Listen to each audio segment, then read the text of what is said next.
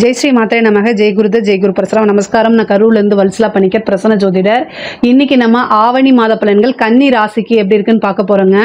இந்த ஆவணி மாதம் என்னைக்கு பிறக்குதுன்னா 17/8/2025 ஞாயிற்றுக்கிழமை ரோஹிணி நட்சத்திரத்தில் இந்த மாதம் பிறக்குது. இந்த மாதம் ரோஹிணி நட்சத்திரத்தில் பிறக்கிறனால கன்னி ராசியில் இருக்கக்கூடிய அஸ்த நட்சத்திரக்காரர்கள் கட்டாயம் பரிகாரம் பண்ணிக்கணும்.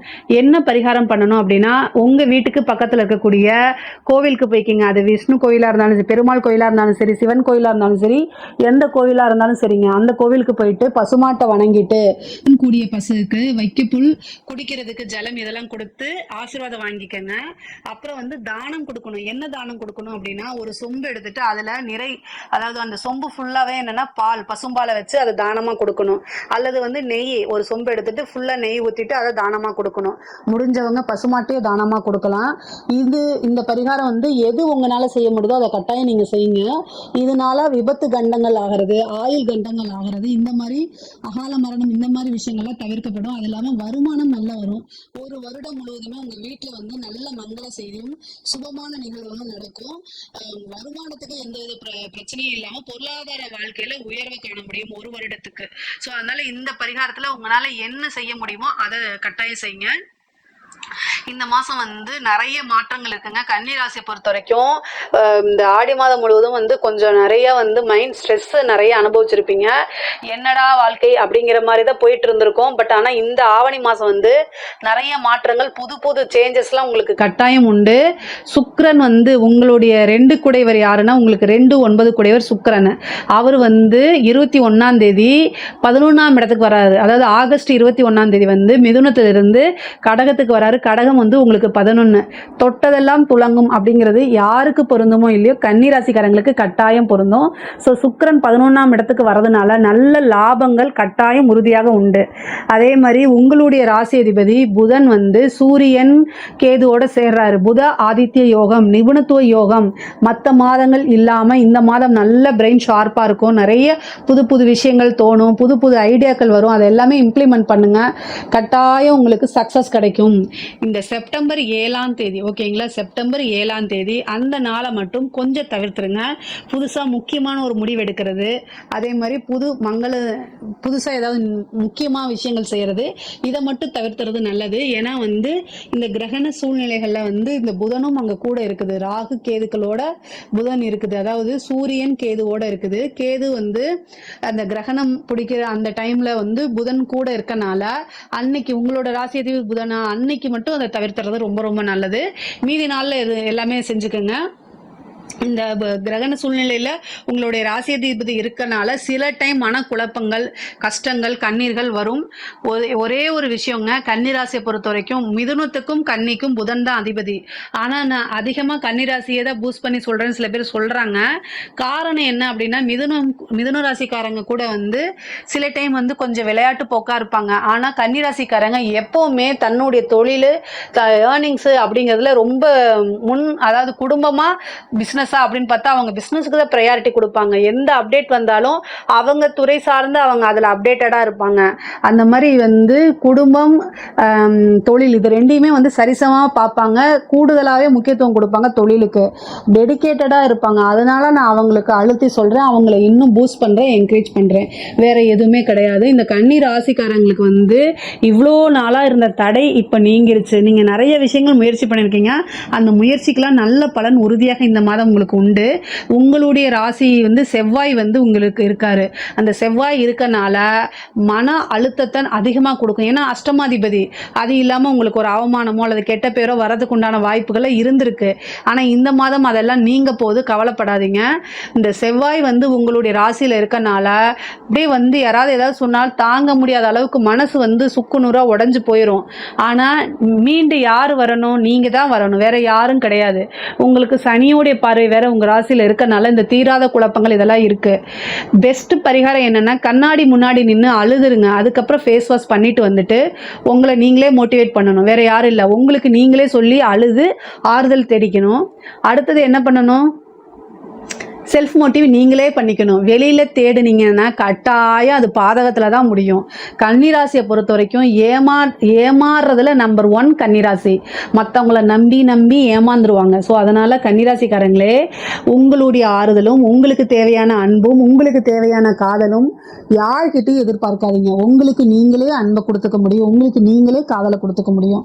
இது ரொம்ப ரொம்ப பெஸ்ட்டானதாக உங்களுக்கு கொடுக்க முடியும். அதனால் இது பைத்தியக்காரத்தனமாக இருந்தாலும் உங்களுக்கு நீங்கள் எப்போவுமே துரோகம் பண்ண மாட்டீங்க. அதை நல்லா ஞாபகம் வச்சுக்கோங்க. அன்பு வந்து மற்றவங்ககிட்ட இருந்து கிடைக்கிறதுக்கு ஏங்குறது வந்து மனிதனுடைய இயல்பு, இயற்கை. நான் அதை ஒத்துக்கிறேன், இல்லைன்னு சொல்லலை. ஒரே ஒரு விஷயம் மட்டும் நல்லா ஞாபகம் வச்சுக்கோங்க.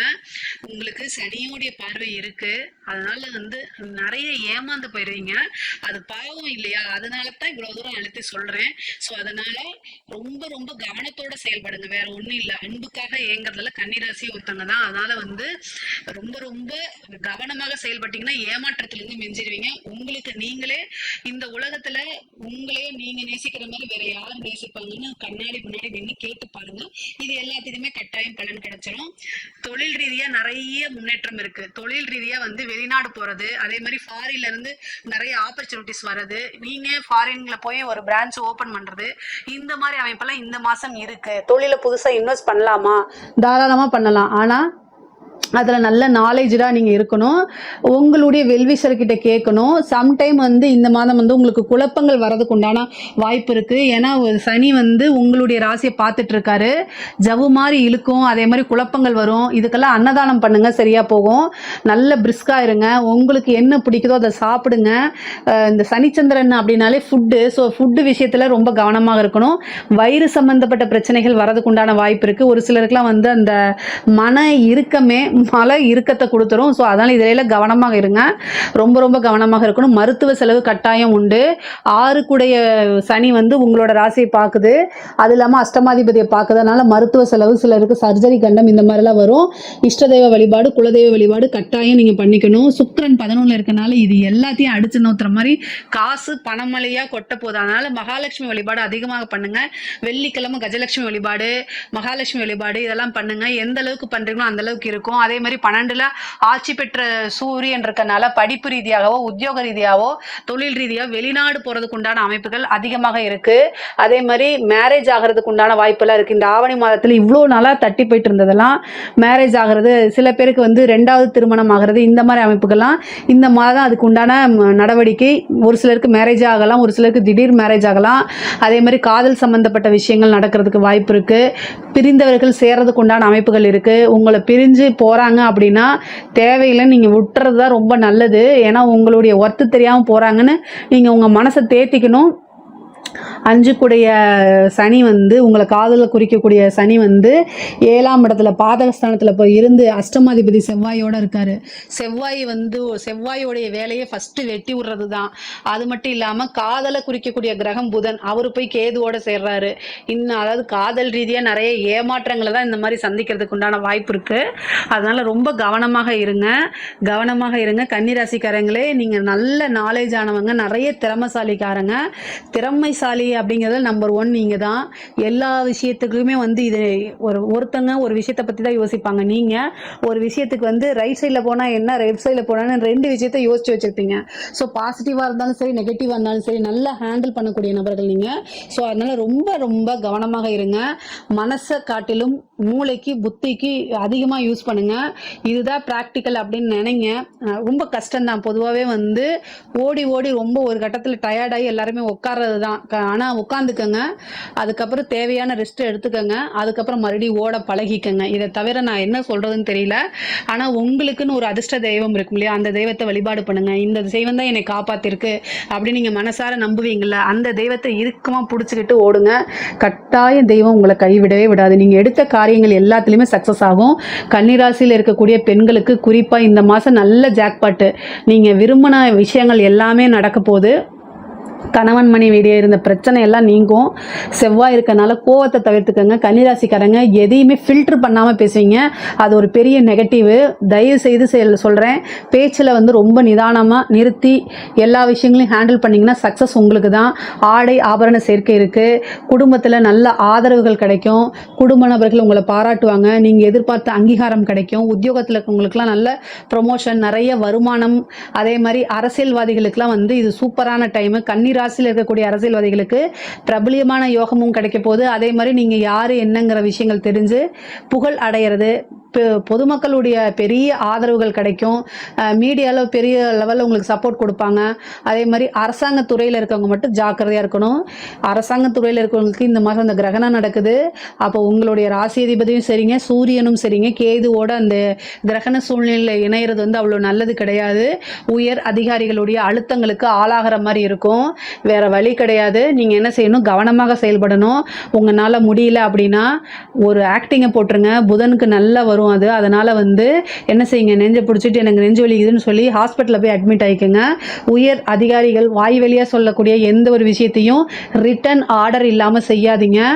அவங்களுக்காக நீங்கள் போய் லஞ்ச லாவணிகள் வாங்கினீங்கன்னா நீங்கள் தான் லஞ்சம் வாங்கினீங்கன்னு நீங்கள் தான் ஜெயிலுக்கு போகணும். உங்களோட பேர் போயிடும், இத்தனை வருஷம் சர்வீஸ் போயிடும். அதுக்கப்புறம் எந்த ஒரு விஷயமும் உங்களுக்கு கிடைக்காது. அதனால் இத்தனை விஷயங்களை தவிர்க்கிறதுக்கு ஒரே ஒரு பொய்யை சொல்லிட்டு போய் வீட்டில் போய் படுத்துக்கங்க. அதுதான் நல்லது. எந்த ஒரு விஷயத்தையும் யோசிக்காமல் செய்யாதீங்க. மற்றவங்களுக்காக செய்யக்கூடிய விஷயத்தில் நீங்கள் போய் மாட்டிடுவீங்க. கவனமாக இருக்கணும். ஐயோ நம்ம கொஞ்சம் கவனமாக இருந்திருக்கலாமோ அப்படின்னு நினைக்கக்கூடிய அந்த மாதிரி அமைப்பு தான் வந்து கன்னிராசியில் இருக்கக்கூடிய அரசாங்க அதிகாரிகளுக்கு இப்போ டைம். ஸோ அதனால் கவனமாக செயல்படுங்க. நிறைய பேருக்கு வந்து வீடு வண்டி வாகனங்கள் வாங்கக்கூடிய அமைப்புகள் இருக்குது. பொதுவாகவே வந்து தெய்வத்துடைய அனுகிரகம் நிறையா இருக்குது. பூர்வீக சொத்துக்கள் இருந்த பிரச்சனைகளாக நீங்கி பூர்வீக சொத்துக்கள் உங்களை தேடி வரதுக்கு உண்டான அமைப்பு இருக்குது. தேக ஆரோக்கியத்தில் ரொம்ப கவனமாக இருங்க. பொதுவாகவே கன்னிராசிக்காரங்களுக்கு புத்திர பாக்கியம் இந்த மாதம் இருக்குது. புத்திர ஸ்தானம் வந்து ரொம்ப வலுவாக இருக்குது. புத்திர ஸ்தான அதிபதி சனி வந்து செவ்வாயுடைய பார்வையில் இருக்கார். அதனால் வந்து கன்சீவாக இருக்கிறவங்க ரொம்ப கவனமாக இருக்கணும். புத்திர பாக்கியமும் கிடைக்கும். குரு பலமும் உங்கள் ராசிக்கு இருக்குது. குரு வந்து 2ஆம் இடத்தை பார்க்குறாரு. அதனால் நல்ல வருமானம் வரக்கூடிய மாதமாக தான் இந்த மாதம் இருக்குது. பொருளாதார ரீதியாக நிறைய உயர்வுகள் இருக்குது.